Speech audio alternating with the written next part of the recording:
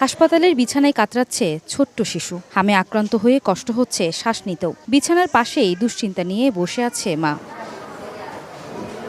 এমন চিত্র রাজধানীর সংক্রামক ব্যাধি হাসপাতালের প্রতিটি কোণায়। কারো বয়স হয়নি হামের টিকা নেওয়ার, কেউ বা টিকা নিয়েও রেহাই পায়নি সংক্রমণ থেকে। হামের টিকা দেওয়া হয় না, জ্বরের কারণে দিতে পারি নাই, কিন্তু হামে কয়টা টিকা পাইবে তার ভিতরে 3টে দিয়েছে, হামেরটাই বলে দেওয়া হয় না, ডাক্তার জানাইছে। বয়স হওয়ার আগেই ওর হামে আক্রান্ত হয়েছে।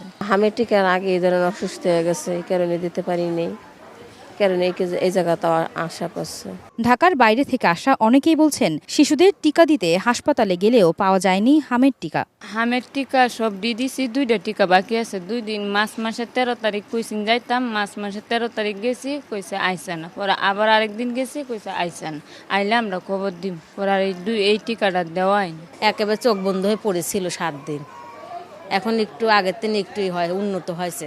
চিকিৎসকরা বলছেন হাসপাতালের 60 থেকে 70% শিশুই হামের টিকা নেওয়ার বয়স হওয়ার আগেই আক্রান্ত হয়েছে। এর মধ্যে যেসব শিশু মারা গিয়েছে তাদের অধিকাংশই হামের পাশাপাশি নিউমোনিয়া, ডায়রিয়া সহ নানা জটিল রোগে আক্রান্ত ছিল। সংকট হচ্ছে যে সংখ্যা এখনো বাড়ছে। গতকাল 42 জন রোগী ভর্তি হয়েছে।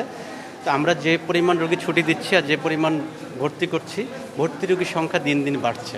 এই সংখ্যা বাড়তে থাকলে স্বাস্থ্য যে গুণগত মান সেটা নিশ্চয়ই সমস্যা। সংক্রামক ব্যাধি হামের প্রাদুর্ভাব বেড়েছে সারা দেশেই। গত বছরের মার্চে 69 জন শিশু হামে আক্রান্ত হলেও একই সময়ে সে সংখ্যা 650, যা উদ্বেগজনক বলে মনে করছেন চিকিৎসকরা। আয়েশা সিদ্দিক, সামিয়া, সময় সংবাদ, ঢাকা।